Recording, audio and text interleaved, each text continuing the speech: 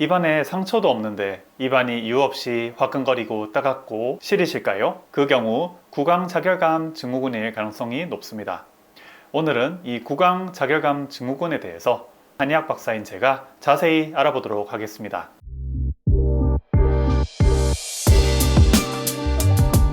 안녕하세요. 한의학의 소리 한의학 박사 김조영입니다. 오랜만에 다시 찾아뵙게 되었습니다. 오늘은 앞서 말씀드렸듯이 구강자결감 증후군에 대해서 자세히 알아보도록 하겠습니다.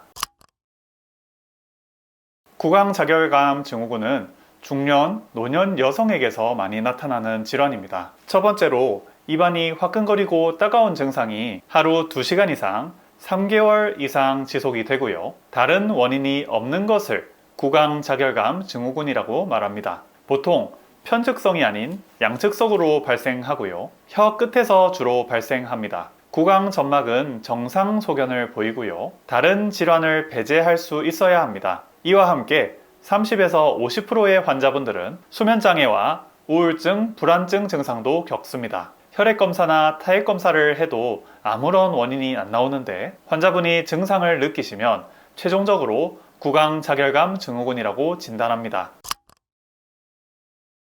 구강자결감 증후군도 1차성과 2차성으로 나눕니다. 이유를 찾을 수 없는 경우 1차성, 기타 뚜렷한 원인은 아니지만 신경종과 기타 신경외상, 갈바니즘, 즉 치과 치료 시에 아말감 치료의 부작용으로 인한 증상, 구강건조증, 편평태선, 칸디다증, 빈혈, 비타민 D, 비타민 B12 결핍, 철분, 엽산, 마그네슘, 아연 부족, 쇼그렌 증후군, 갑상선 기능 저하, 당뇨, 알러지, 호르몬 이상, 약물 복용 후 증상 발현이 있는 경우 등을 2차성 구강자결감 증후군이라고 말합니다. 그런데 엄밀히 말하면 1차성만 구강자결감 증후군으로 인정합니다. 2차성을 구강자결감 증후군에 포함시켜야 하는지는 아직도 의견이 분분합니다. 2차성 구강자결감 증후군은 원인을 치료하면 치료에 도움이 되실 겁니다. 그런데 1차성은 어떻게 해결해야 할까요? 우선 1차성 구강자결감 증후군의 원인으로는 3차 신경의 과민, 자율신경의 부조화 등이 거론되고 있습니다. 더불어 신경과에서는 TMS, 즉 경두개 자기자극술을 이용하여서 신경을 안정시켜서 구강자결감 증후군을 치료하기도 하고요. 대한치과의사협회지 논문을 보면 클로나제팜, 가바펜틴, 캡사이신, 심리요법 등이 비교적 유의미한 개선 효과가 있다고 밝혀놓았습니다. 여기서 캡사이신은 3분의 1의 환자에게서는 오히려 20분 동안 타는 듯한 감각이 증가된다는 보고를 해놓았습니다.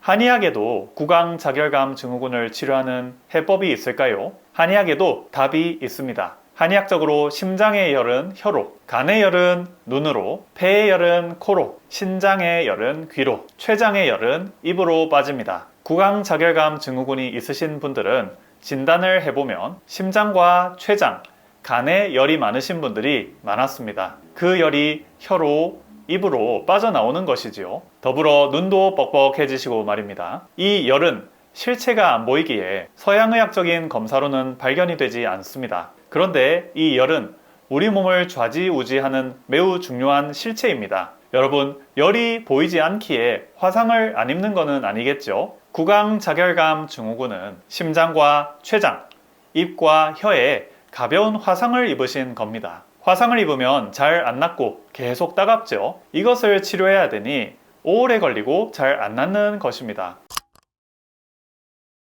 하지만 한의학적으로 화상도 침으로, 한약으로, 또 연고로 치료가 잘 됩니다. 침을 환부해 놓으면 화상을 입은 피부도 재생이 되죠. 물론 흉터가 된 것은 낫지 않습니다. 흉터되기 전에는 나을 수 있습니다. 심장과 췌장의 열도 식히는 혈자리가 있습니다. 음소의 혈과 소부혈, 그리고 엄지발가락의 대도혈은 몸의 열과 심장, 췌장의 열을 다스리고요. 음소의 혈과 음릉천혈은 기운이 역상한 것을 내려줍니다. 이 혈자리들은 하나의 예시고요. 이 외에도 다양한 혈자리가 있습니다. 직접적으로 혀의 열을 식혀주는 염천혈, 승장혈, 인중혈, 그리고 혀 밑에 금진혈, 오객혈에 사혈을 하는 방법도 있습니다.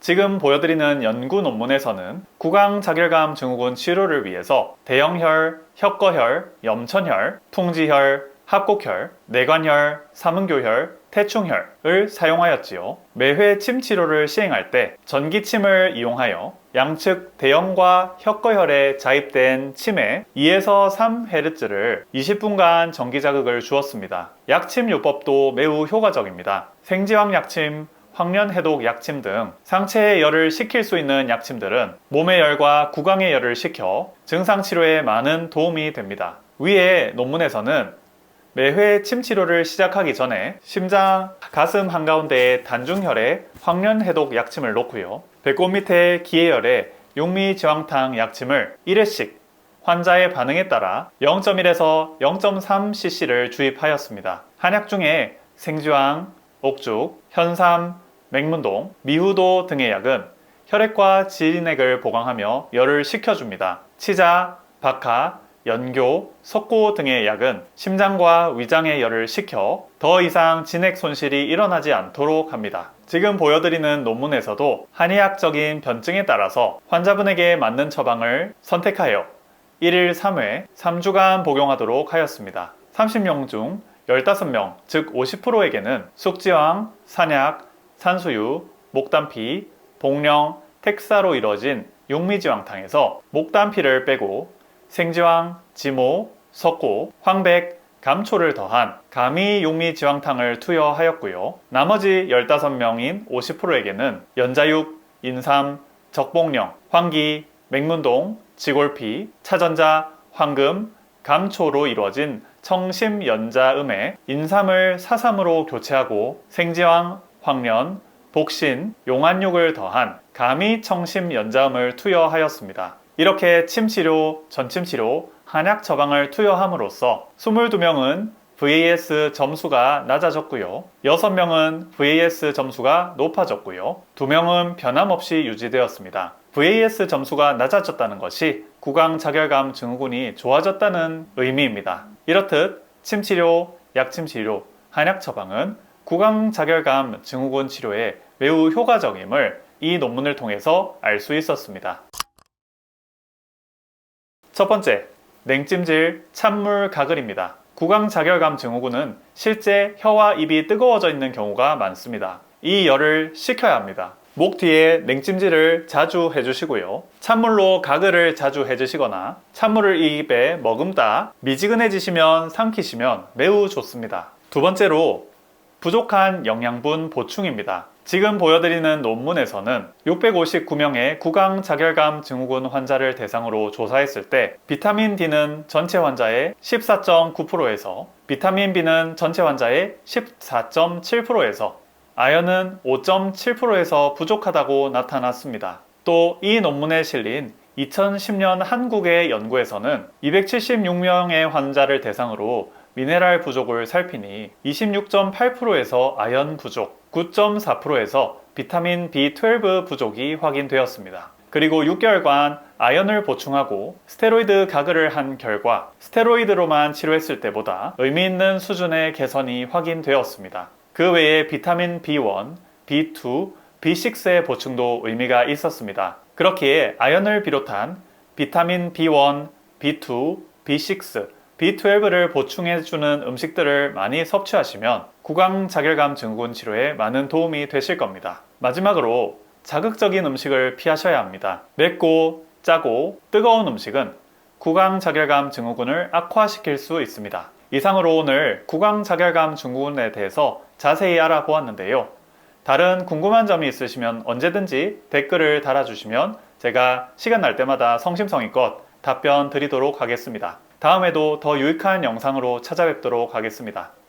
오늘 영상이 도움이 되셨다면 구독과 좋아요, 클릭 부탁드립니다. 지금까지 한약의 소리 한의학 박사 김조영이었습니다. 감사합니다.